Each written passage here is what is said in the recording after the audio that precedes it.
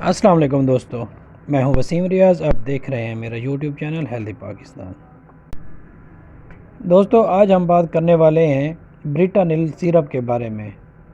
آج کی اس ویڈیو میں ہم بریٹانل سیرپ کی ڈیٹیل کے بارے میں بات کریں گے اور بریٹانل سیرپ کے یوزز کے بارے میں بات کریں گے.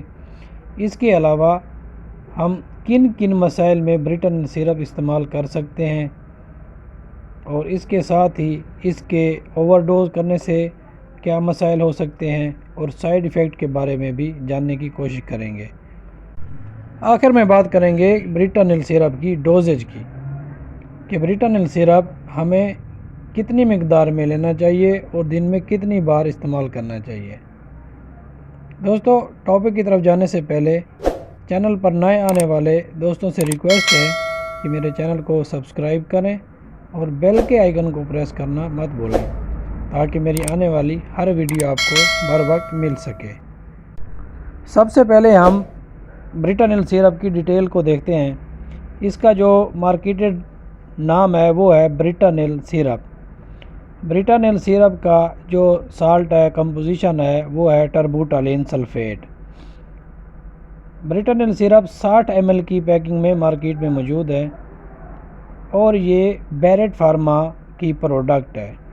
اس وقت مارکیٹ میں یہ 57 روپے کا موجود ہے یا 57 روپے کا سیل ہو رہا ہے. اس کے بعد ہم بات کرتے ہیں کہ یوزز.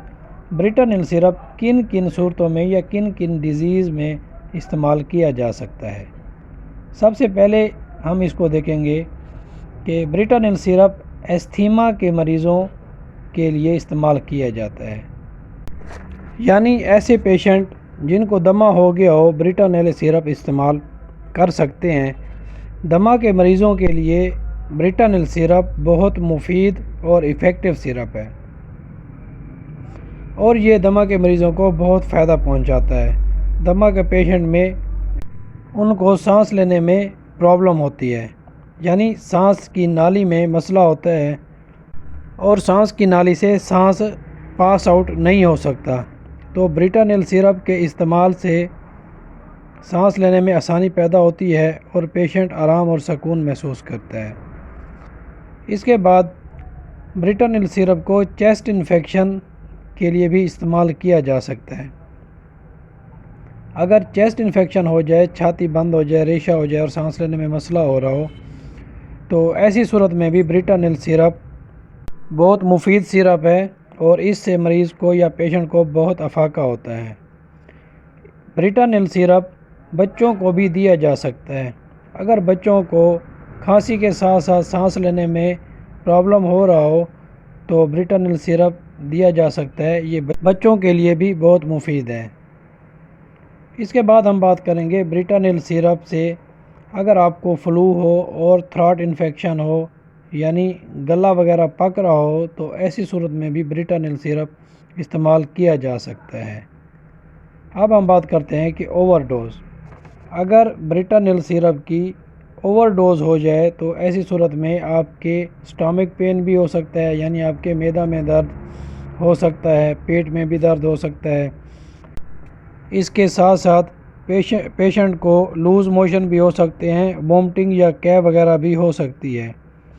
اگر اوور ڈوز ہو جائے تو غنودگی بھی ہو سکتی ہے اور نیند وغیرہ آ سکتی ہے.